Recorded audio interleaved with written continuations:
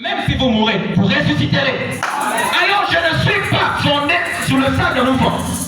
Amen, amen. La Bible dit, regardez, pour vous montrer que je suis le Seigneur, le seul vrai Dieu qui existe en Israël, dans le livre d'Ésaïe. Il a dit que c'est moi qui prononce les choses et elles s'accomplissent telles que je l'ai dit. Avez-vous une seule religion qui le fait? Amen, amen. Dieu a prophétisé que les enfants d'Israël devaient entrer en esclavagisme. Ils sont entrés tel qu'il a dit. Amen, amen. Il a prophétisé qu'il y aura une sémence de la foi qui viendra pour sauver l'humanité. Jésus-Christ est venu tel que Ésaïe 61 l'a décrit. Amen, amen. Est-ce que vous avez une seule religion qui peut prophétiser des choses avec précision comme celle-là? Nous avons reçu notre prophète William Branham. Il a prophétisé sur la femme qui devrait prendre l'autorité sur les États-Unis. Je suis vraiment attristé parce que notre prédicateur dit que ça a failli, parce que non, c'est Donald Trump qui a pris. Est-ce que Frère Branham avait dit que c'est elle qui devrait être la présidente? Frère Branham avait dit que la femme devrait prendre autorité. Il est allé jusqu'à donner la couleur, ce que la femme devrait porter le jour de son investiture. Mais si vous êtes incrédule, c'est que c'est vous. Il a dit violet. Et le jour où Kamala Harris est allé prêter serment, violet. Amen, amen. C'est pour vous montrer que notre Dieu, c'est le seul Dieu qui dit la chose et elle s'accomplit tel qu'il a dit.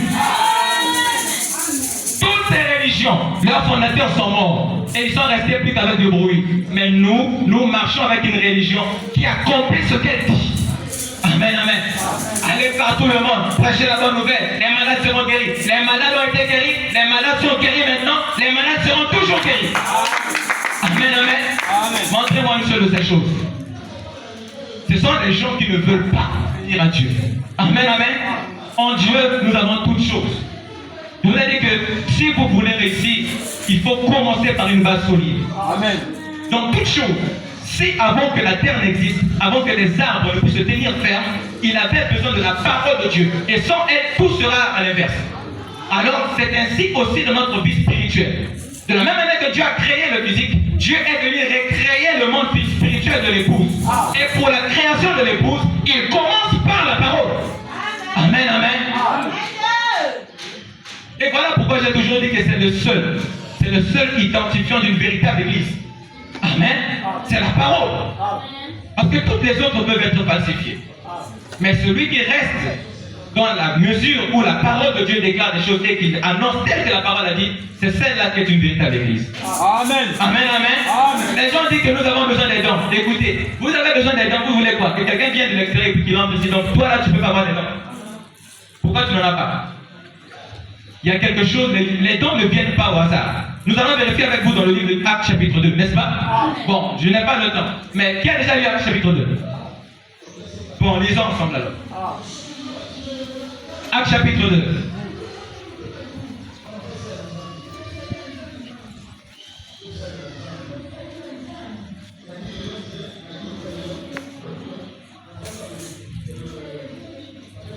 Amen, amen. Le verset 1, écoutez. Le jour de la Pentecôte, ils étaient tous ensemble dans un même lieu. Et tout à coup, il vint du ciel un bruit comme celui d'un vent impétueux. Il remplit toute la maison où ils étaient assis, et des langues semblables à des langues de feu leur apparurent, séparées les unes des autres.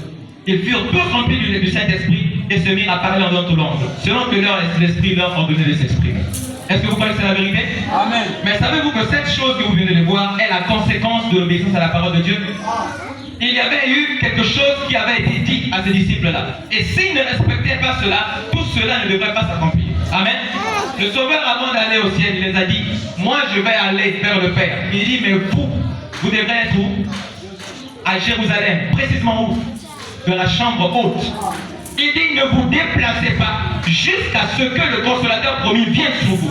C'était ça qui était la parole de Dieu. Et puisqu'ils ont fait la parole de Dieu, puisqu'ils se sont accaparés de cela, ils ont cru à cela.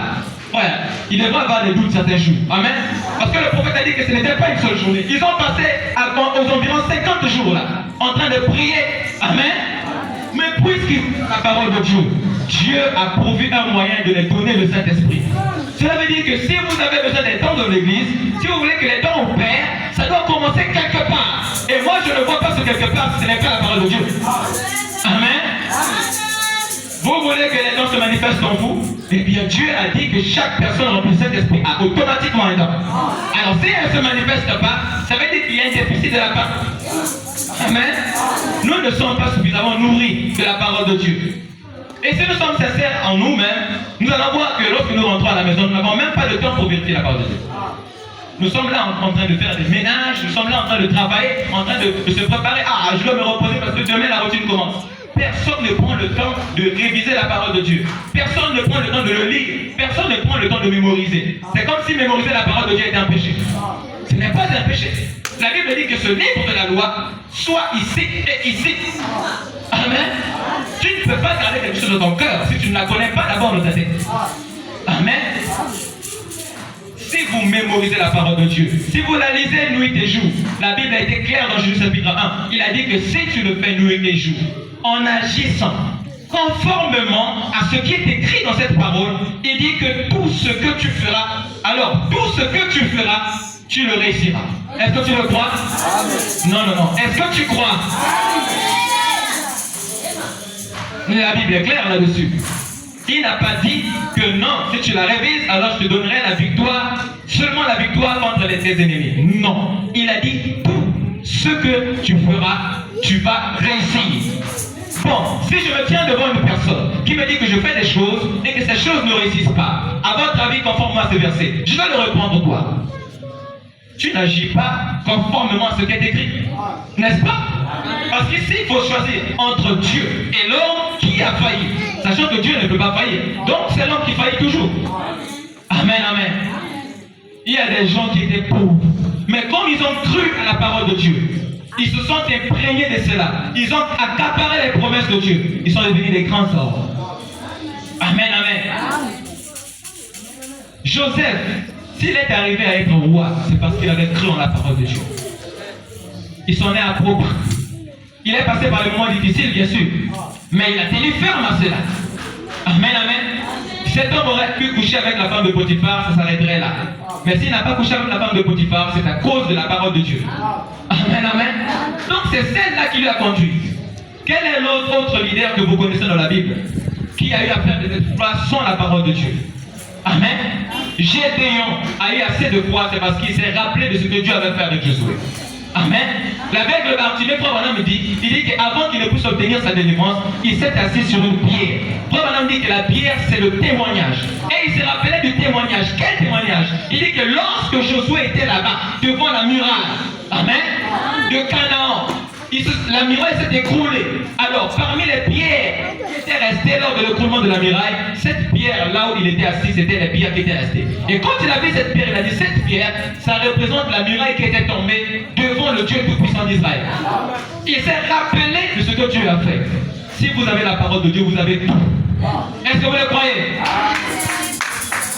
Donc, dans l'église du Dieu vivant, nous avons besoin